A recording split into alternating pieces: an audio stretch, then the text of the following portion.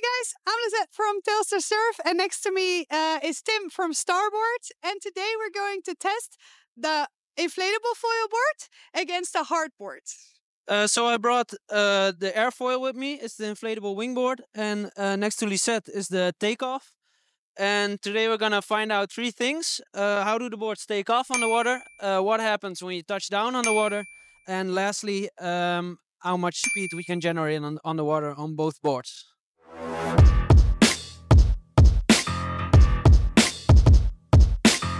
Yesterday we tested both boards, the airfoil wingboard and the takeoff, and I had a lot of fun on both of them. We tested a few things, how they start, so how they take off, how is the touchdown when you hit the water, and how fast they are in general.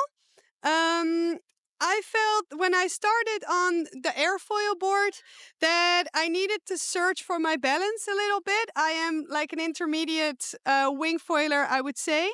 And so I was actually looking for my stand to start off with. But I was really surprised how the board took off. Like, it wasn't really hard to get onto the foil. So yeah, Tim, can you tell me a little bit about the board and why it's actually quite easy to take off on an inflatable? Yes, it's part of the reason is that you're standing on top of a solid plate. So this thing here is like a plate. It's solid, so you're not standing on top of air, and that gives you the feeling that you're on a solid board, on a composite board. So it really helps with a direct feeling. And besides that, it has on the bottom of the board, it has some like quite firm edges, and it helps with releasing the water. So it really helps with taking off. So those are the main reasons that you can take off. Yeah, just as early as on a composite board. Okay, yeah, that makes actually a lot of sense. I could feel that it was really, really solid. It almost felt like a composite board. Then to compare it to the takeoff, I felt immediately more stable on it. And it was quite easy to take off, even though I had like a 2200 front wing on the airfoil and an 1100 on the takeoff. I actually find it a little bit more easier to start with the takeoff. I find it more stable. It starts gliding quite easy. So yeah, that was my experience. Can you tell me a little bit about the technical parts, why I could feel this? Actually, it makes sense that you felt that this board is on foil more early because it's a so-called mid-length. So it's not a compact board. It has some length, and the length really helps with gliding. And as soon as you're gliding, a board that glides gives a lot of stability. So of course it looks quite narrow. It's 105 liters, but because of the length, it starts gliding, and as soon as you glide, you have some stability. And the takeoff is just yeah, you just hold the wing, you stand there, and the boards take off because yeah, mainly because of the length. And the bottom section of the board is actually super flat, so that really helps with taking off because you start gliding really fast and then you take off, yeah, in a second. So those are the main reasons that you felt that. All right, yeah, thank you for explaining that. That makes quite a lot of sense. And to go on to the next topic, the touchdown, I played around with the airfoil a little bit to see how it touches down, how it releases out of the water again. So I just tried to make some turns, touch down, and actually I had a very funny blooper in the middle. Okay, so this is really funny. You want to see what happened?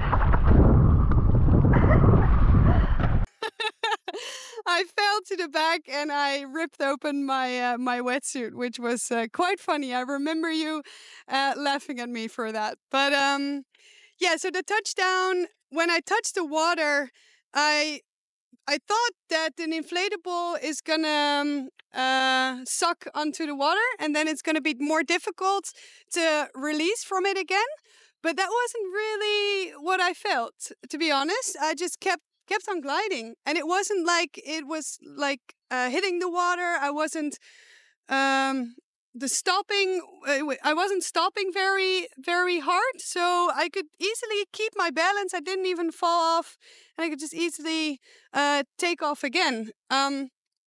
Yeah, can you tell me why that is, Tim? Yeah, the main reason is actually just the same reason as the takeoffs happen to go quite easy, and it has to do with the. I'm gonna go over here. It has to do with the sharp edges that the board has on the bottom. So you see them here; they're quite firm. And with taking off, that really helps to release the water and go on foil. But as well as with touchdowns, as soon as you hit the water, you don't stick that much. But the edges, they really help to release the water and go back up on foil. So I think that's the main reason why you felt that the touchdowns were okay. And the nose of the board has a bit of a scoop, a bit of a rocker. So that really helps that the nose doesn't dig in the water and throws you forward. It really it touches down and it bounces back up. So yeah, those are the main reasons that you that you felt that. With about touchdowns, with we discussed this one with the takeoff. It's actually even a bit smoother touching down because of a few reasons. As you can see, the board packs a lot of volume in the nose. So, of course, that one had a bit of a rocker in the nose, a bit of a scoop, and that helps with coming back up. But this one has the same amount of rocker, but even with a bit more volume. So it really, you can't really nosedive with this one. So as soon as you hit the water, it bounces back up, mainly because of the volume, but as well because of the double concave that it has in the nose. It's quite visible, and it really helps with the water not sticking to the surface of the bottom. So those two things make it like, of course you want to stay in the air on foil, but sometimes it happens because of a gust or you just lose your balance a bit. And with this one, it's really not a problem to have a touchdown. So those are actually the small differences between the touchdowns on the airfoil and the touchdowns on the takeoff. So there is a bit of a difference, but that's what you can expect from an inflatable versus a composite board. Okay, yeah, thanks. So the last question that we thought of it in advance was the speed of both boards. If we can measure them, I had my Garmin watch on to see how fast we were going. And to be honest, I didn't actually have a lot of difference between both boards.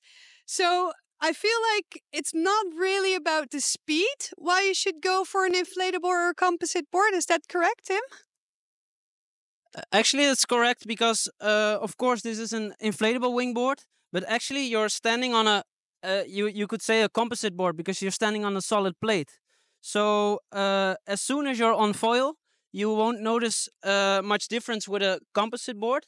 So the speed doesn't vary that much because, actually they're not that different. So of course, an advantage of this one over a composite board, mainly in bigger sizes, is that you can fold it, that you can put it in a bag and roll off or put it in a small car. Those are the main advantages.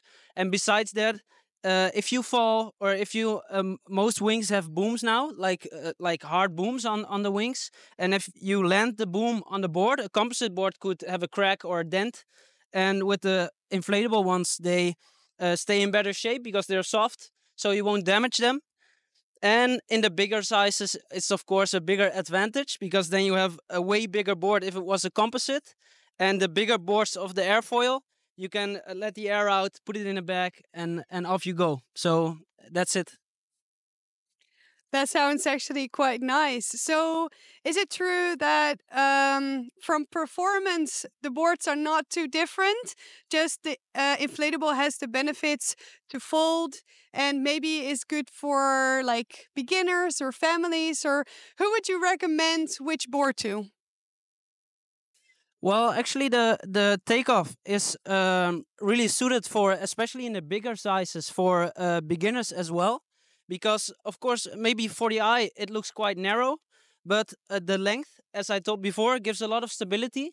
and the bigger sizes have a lot of volume, of course. So they're stable enough for a beginner board in the bigger sizes, and for people that just want to go out in really light winds. Because of the mid-length shape, they take off super easy, and the long flat section on the back of the board on the bottom, it's just a joy to go out in light winds and to go on foil. And this one, of course, they did their best to connect the foil to the solid plate. So the performance is like for an inflatable board, it's really good. But compared to a composite board, there still are some differences because it's a hard board, so it feels more direct than this one. And yeah, even besides the plate that they designed in a quite a genius way, there's still some differences. So if you want to go performance all out, you have to go for a composite one, for like the takeoff that really takes off super easy, jibes well. The touchdowns are great. And if you want to have something that's more convenient and it can put it in a bag in a small car or take it on holidays, especially in the bigger sizes, this becomes like a big advantage. And you still have some performance because of the patented plate in the board. Okay, and let's say I'm a beginner wingsurfer. I'm about 64 kilos. Which size would you actually recommend for me? I think you can even go with like a 115 liters, so it's one size bigger than that one.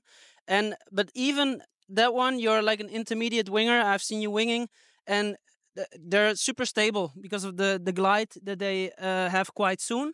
So you did fine on that board, and it's a 105 liters, a 6.6. So for you, I would even recommend just to go with this size. And if you're more heavy or you struggle a little bit with wing foiling, just go a size bigger because actually the standing area, you're standing in the middle of the board, and they just add some length in front and add some length in the back. But you won't notice that it's quite a long board as soon as you're on foil, because the standing area is the same as on a more compact board. So it only helps to take off and touch down more easy, and it doesn't bother you in maneuvering the board around and jibing and tacking. So I should go with that size. And if you're more heavy and or you doubt a bit if it's not too small, you can go 1 or 2 sizes up. So that will be my advice. All right, thank you for your advice. What about the airfoil though? Is it compared to the composite board? Is the volume the same, or how should I see this? Well, this one, it's not the same because it's, of course, it's super narrow, or well, narrow. It's quite compact and it looks quite small.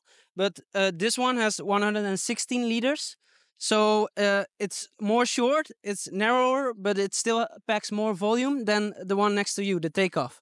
So of course, inflatables do have more volume, so it's easier and it's I think a bit more stable. Especially there's one size bigger than this one, and there's one more size bigger, so 2 sizes above this 5.9. So then you can go with this one. If you're doubting a bit, always if you have some doubts, go with one size bigger because it just helps with taking off, and with just the learning process will be way more fun. So that will be my advice on that occasion. Hey, Tim, thank you so much for coming out here on the Telstar Surf Talk. I had a lot of fun testing the airfoil, testing the takeoff. I hope you also had a good time watching our video. If you have any other questions about these products, please let us know in the comments and we can answer them for you. Or if you have some other ideas of which videos we should make next, you can also leave a comment and we will do that. And I really hope to see you next time with us on a video, Tim. Thank you. You're welcome.